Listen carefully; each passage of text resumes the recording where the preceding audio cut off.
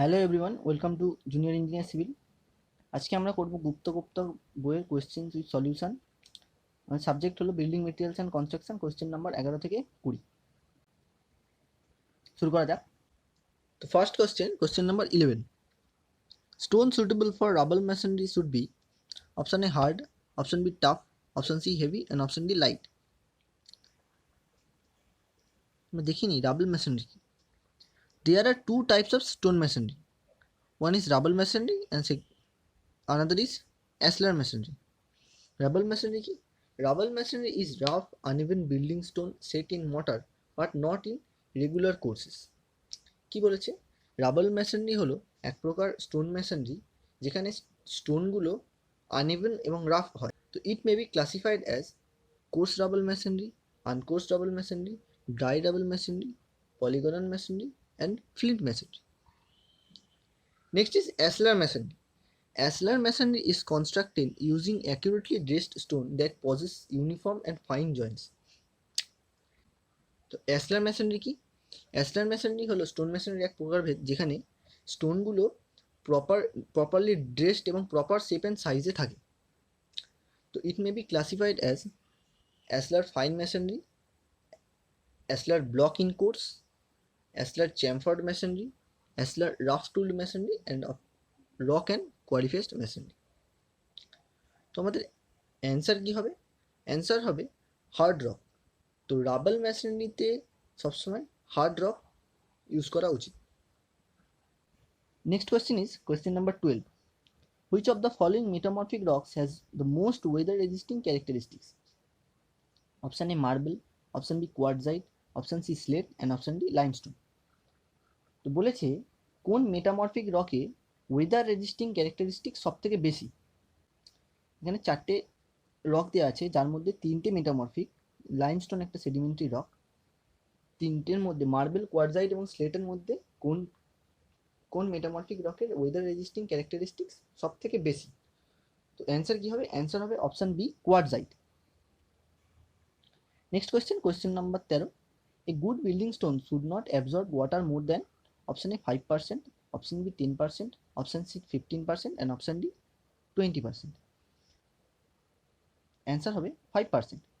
একটা good building stone কখনোই 5%-এর বেশি ওয়াটার অ্যাবজর্ব করবে না। Next question is question number 14, which of the following has more fire resisting characteristics? তো এখানে চারটে স্টোনের নাম দেওয়া আছে, দেখা যাক। Option A marble, option B limestone, option C compact sandstone and option D granite. তো এখানে কি বলেছে? চারটে স্টোনের মধ্যে কোন কোন স্টোনের ফায়ার রেজিস্টিং ক্যারেক্টারিস্টিক্স সব থেকে বেশি? তো অ্যান্সার হবে option C compact sandstone. Next question is question number 15. Jumper is tool used for option A testing of stone, option B quarrying of stones, option C dressing of stones and option D none of the above. তো jumper টুলটা কিসের জন্য use করা হয়? আমরা দেখিনি কোয়ারিং of Stones কি। The process of extraction of suitable stones from their natural rock beds or layers is called quarrying of stones. যখন কোনো রককে তার ন্যাচারাল রক বেড থেকে বের করে আনা হয় বিভিন্ন পদ্ধতিতে, তার একটা উদাহরণ হলো ব্লাস্ট, তাকে বলা হয় কোয়ারিং অফ স্টোনস। তার ন্যাচারাল রক বেড থেকে রকটাকে বের করে নিয়ে আসা হয় কাজে লাগানোর জন্য। Next is dressing of stones, the process of giving a proper size, shape and finish a রাফলি broken stone is known as dressing of stones. তো আমরা তো জানি স্টোনস অনেক জায়গায় ইউজ করা হয়, তো সেই জন্য স্টোনটাকে একটা প্রপার শেপ অ্যান্ড সাইজে আনার জন্য যে পদ্ধতি অবলম্বন করা হয় সেটি হলো ড্রেসিং অফ স্টোনস, তাকে বলা হয় dressing of stones. Next is testing of Stones, testing of stone is done for verifying the strength, durability and quality. আমরা সবাই জানি টেস্টিং কেন করা হয়। টেস্টিং অফ স্টোনস তার করা হয় কারণ তার স্ট্রেংথ, ডিউরেবিলিটি এবং কোয়ালিটি যাচাই করার জন্য। আমাদের অ্যান্সার এখানে কি হবে? Option B quarrying of stones. Next question is question number 16, important test to be conducted on a stone used in docks and harbours. এখানে কি বলেছে?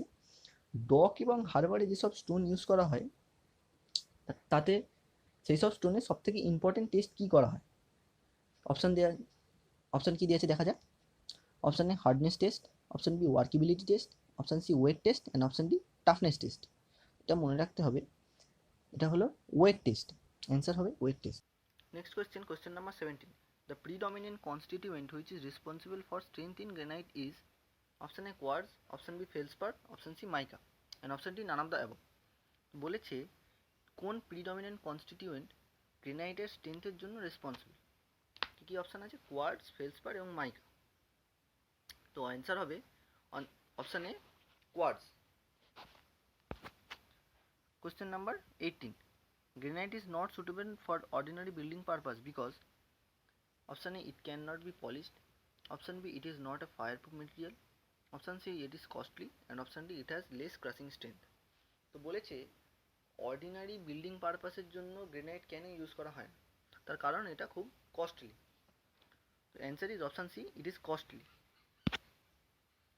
Question number 19, which of the following stone is best suited for construction of piers and abutment of railway bridge? Option A granite, option B sandstone, option C limestone, and option D quartzite. পায়ের পায়ের হচ্ছে একটা structure যেটা ব্রিজের সুপারস্ট্রাকচারের সমস্ত load ফাউন্ডেশনে transfer করে দেয়। নেক্সট হচ্ছে অ্যাবাটমেন্ট ওয়ালস।